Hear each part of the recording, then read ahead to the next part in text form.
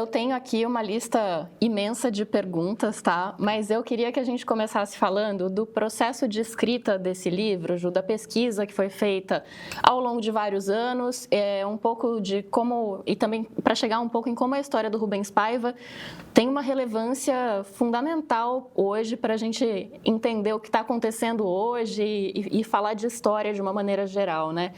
Você estava contando aqui para a gente um pouquinho nos bastidores antes do programa começar que não é uma pesquisa que começou ontem, né? Já tem uma ligação com a sua vida, com a sua carreira já esse assunto. Conta para a gente, por favor. Primeiro, boa tarde, então, para todo mundo que está acompanhando a gente aqui. Realmente, assim, eu estudo essa área, casos de mortes e desaparecidos, desde 2010, mais ou menos, 2009 para 2010, porque não tem como não é um belo dia você acorda e vou estudar aqui o caso do Rubens Paiva, não é assim, né? E nem foi assim que aconteceu para mim. Eu primeiro vou estudar a área, vou montar minha biblioteca, estudar biografias, casos, relatórios produzidos pela Comissão Especial de Mortes e Desaparecidos. E aí, no meu trabalho como repórter, quando eu era repórter do jornal O Globo, eu e o Chico Otávio, que é, enfim, um querido colega, um querido amigo, repórter dessa área também, assim, dos mais experientes, foi sempre muito generoso comigo, a gente faz uma série de reportagens sobre a Casa da Morte de Petrópolis, que também é um outro caso que eu estudo muito e que é muito antigo e que também demanda muita investigação. E no meio de uma entrevista com o tenente-coronel Paulo Malhães, em 2012 ainda, que foi a primeira que a gente fez, que é quando criado, ali junto, muito perto da criação da Comissão Nacional da Verdade. O Malhães deixa escapar naquela entrevista, que foi muito focada na Casa da Morte, mas no final, quase que a gente ali dando tchau, se despedindo, sabe? Ele fala assim, sobre o caso do Rubens Paiva, até tem umas informações, mas ele não quer falar nesse momento, ele não quer dizer. E ele, naquela conversa, ele não queria detalhar os casos, ele queria assumir que ele, de fato, tinha montado a Casa da Morte de Petrópolis, contou um pouco sobre a estrutura, quem eram os agentes, que esse também é um outro aspecto muito difícil, de um modo geral, desse tema. Investigar e saber especificamente quem são os militares responsáveis pelos crimes. Muitos só se conhecem por codinome, e é também a questão do problema da lei de anistia, que é dada como um cheque em branco, você anistia crimes que você não sabe quais são e nem quem são os criminosos. Então, a gente produz essa série e nesse mesmo período, a Comissão Nacional da Verdade está com uma investigação aberta sobre o desaparecimento do Rubens Paiva, é procurada por um militar chamado Coronel Avólio, que começa a trazer alguns detalhes específicos sobre a noite que o Rubens Paiva morreu. E o Ministério Público Federal, pelo Grupo Justiça de Transição, pelo trabalho do procurador Sérgio Suyama e do Antônio Passo Cabral, estão com uma investigação. Então, meio que a gente estava os três grupos, vamos dizer assim, trabalhando esse tema. Isso vai se desenvolvendo ao longo de 2 anos, até que culmina as investigações chegarem, né, no nome dos 5 acusados pelo assassinato, que ainda estavam vivos naquela época, por isso são denunciados, embora... A gente está falando de qual época? De 2014. 14, Entre 2012 e 2014. Em 2012 eu era repórter do Globo, e em 2014 eu já era repórter do Jornal O Dia, que é um jornal local aqui do Rio de Janeiro. E aí eles são denunciados pelo Ministério Público Federal, e aí tem esse detalhe fundamental para a história, que é o caso do Rubens abrir um caminho para a gente poder discutir a aplicação da lei de anistia.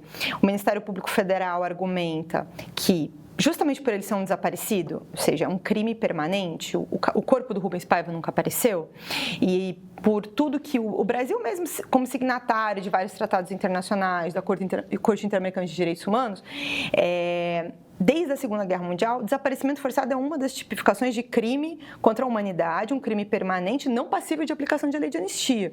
É assim que a Argentina abriu caminho para processar os militares, o Chile. Então, eles apresentam a denúncia e o juiz Caio Taranto, na Justiça Federal do Rio de Janeiro, aceita, abre o processo e isso se torna um marco, porque nenhum outro processo de homicídio tinha sido aberto. Eu estou no mestrado também nessa época. Eu passei no segundo semestre de 2013, eu comecei a fazer mestrado no Centro de Pesquisa e Documentação Histórica da Fundação Getúlio Vargas, no Rio de Janeiro.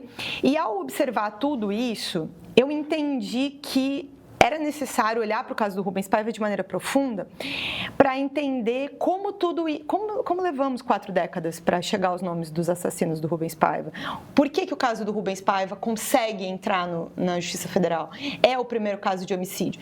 E também, como jornalista, não tem como negar, eu imaginei esse julgamento, né? Eu imaginei esse impacto que o Supremo... Eu sabia que isso ia chegar no Supremo Tribunal Federal. Não ia ser na primeira instância que o juiz ia decidir sozinho, isso aqui é um crime contra a humanidade.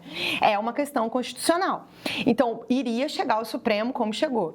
E imaginei esse julgamento no Supremo também. Imaginei que esse momento, quando chegasse, podia ser um marco para a história do Brasil. E chegou agora bem recentemente também, né? O filme está movendo montanhas, porque ele ficou 10 anos parado, né? Tem esse momento lá em 14, em que se chega aos assassinos, tem uma confissão do Malhães em torno de uma operação para acabar com os restos mortais do Rubens Paiva. E aí a denúncia entra, isso tem um processo de cobertura de mídia muito grande em 2014. Aí o Brasil pega uma esquina torta, a partir de 2015, e enterra a discussão de direitos humanos, enterra, assim, a gente não consegue mais espaço para debater esse assunto, o Brasil é tomado por outras discussões e tem o avanço da extrema-direita, e tudo isso fica parado. Então, eu defendi, né, eu terminei o mestrado em 2016. É uma pesquisa histórica, eu vou fazer um olhar desde 1971 até esse momento da abertura do processo criminal. E aí é assim, hoje eu tenho ouvido isso, e o timing. Gente, quando você olha historicamente as coisas, quando você olha processo, você nunca está desatualizado. Porque se você olha grande, você não está olhando... Eu não olhei 2014 e nem agora o filme especificamente. Eu tinha feito um levantamento de dados e documentos e processos desde 1971. Então, eu já estava com a pesquisa praticamente pronta quando o filme estreou, né? Porque tem uma defesa, eu fiz uma adaptação, porque tem coisas que são muito próprias da vida acadêmica e que não cabem para uma linguagem mais ampla. Então, o livro foi revisado e adaptado dentro disso, mas a história não mudou. E o Supremo ficou 10 anos com o recurso para discutir a aplicação da lei de anistia, a questão dos crimes contra a humanidade, parado por 10 anos. E agora... Assim, o que andou, que é um passinho pequeno, mas gigantesco, que é admitir a repercussão geral disso. Também é parte do que o Ministério Público estava vendo e de algum jeito eu também enxerguei lá atrás.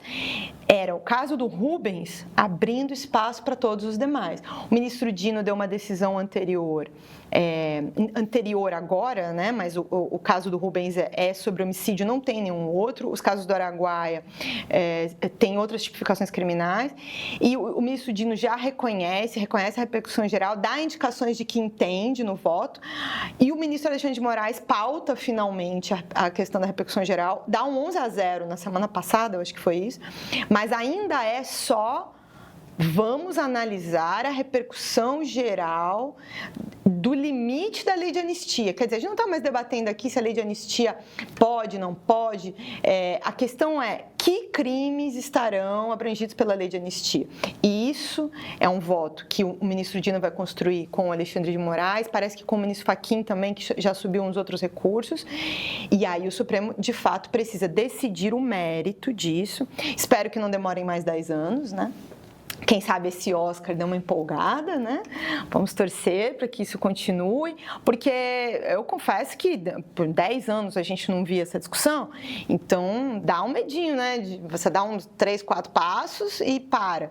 Mas eu acho que é aí que está, a sociedade cobrar, né? Se engajar também. Isso aqui não é uma causa de direita, de esquerda, é uma questão de humanidade. Acho que ninguém quer ter um parente, um ente querido, levado de casa de maneira arbitrária, sem ordem judicial, sem nenhuma legalidade, preso na frente da mulher e dos filhos, assassinado em cerca de 24 horas e com o corpo violentado, sequer entregue à família e, além de tudo, a monstruosidade de enterrar e desenterrar ele pelo Rio de Janeiro várias vezes.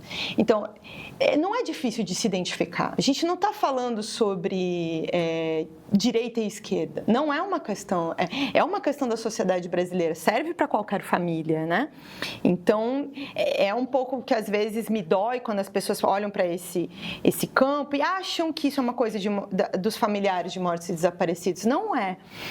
E uma discussão dessa, o Brasil criar esse limite do reconhecimento dos crimes contra a humanidade, do crime permanente, pode ter uma repercussão para outras discussões sobre violência no Brasil também, que hoje andam devagar ou com menos compreensão da gravidade, né? As repercussões disso, elas são maiores.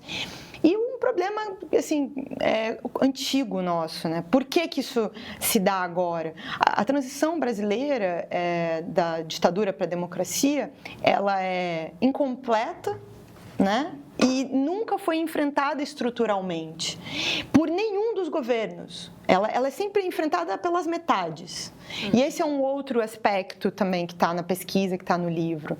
Até para o próprio reconhecimento da existência de desaparecidos, da ditadura, de mortos da ditadura, que é uma lei de 1995, que é a Lei de Mortos e Desaparecidos, a Eunice e o Marcelo são parte fundamental. Porque o Fernando Henrique, o ex-presidente, não queria fazer essa lei. Ele estava sendo pressionado por... E é 95, né? Os militares deixam a presidência da República em 85, são 10 anos. O Marcelo escreve uma carta pública, construída junto com a mãe dele, para que se cobre do presidente Fernando Henrique a atitude política de fazer isso. E o ex-presidente era amigo da família, né? Amigo do Rubens Paiva. Então, ele até conta isso nos diários da presidência. Ele próprio admite que ele fez isso, que um ponto fundamental da decisão dele pela criação da lei teve a ver com a cobrança pública que o Marcelo fez numa carta publicada, se não me engano, na Veja.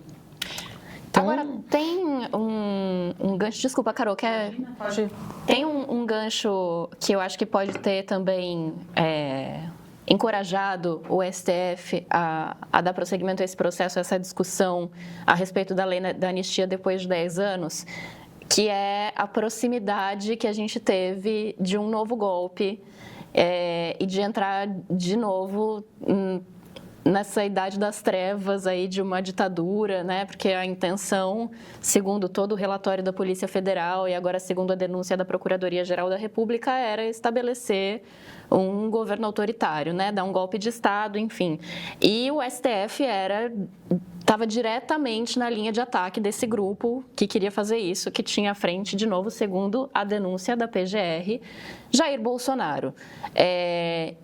Queria saber de você já quanto você acha que isso pode ter também encorajado o STF a sair de cima desse processo e trazer essa discussão de volta.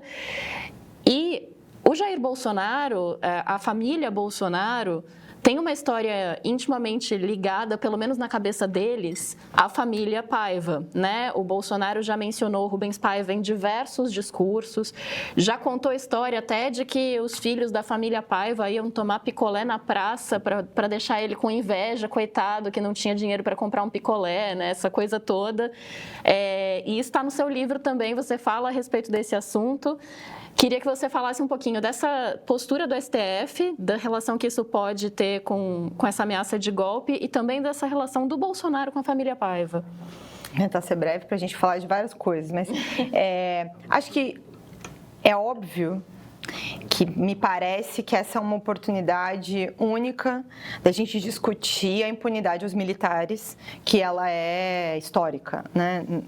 Assim, do modo como a gente vê a tipificação agora da denúncia em torno do crime de tentativa de golpe de Estado, a responsabilização de vários generais, o ex-ministro da Defesa, general de Quatro Estrelas, Braga Neto, está preso ainda desde dezembro. Candidato a vice, Candidato a vice-presidente na chapa do Bolsonaro, acusado pela participação ali, embora não tenha a denúncia da tentativa de homicídio, mas envolvido dentro de um plano, né, de uma acusação de um plano que também previa o assassinato do presidente eleito, do vice e do ministro Alexandre de Moraes. Então, é tudo de uma gravidade extrema que eu acho que, pela primeira vez, o Brasil, como democracia em construção, começa a responsabilizar. E aí, claro que se somam, eu acho, os temas, porque, como eu estava falando um pouco antes sobre a nossa tradição de uma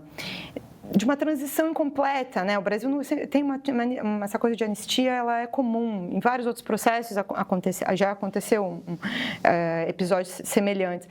E o que tem existido uma tentativa de golpe de Estado em 2022 não é exatamente uma surpresa, já que nunca reformamos as estruturas da formação dos militares.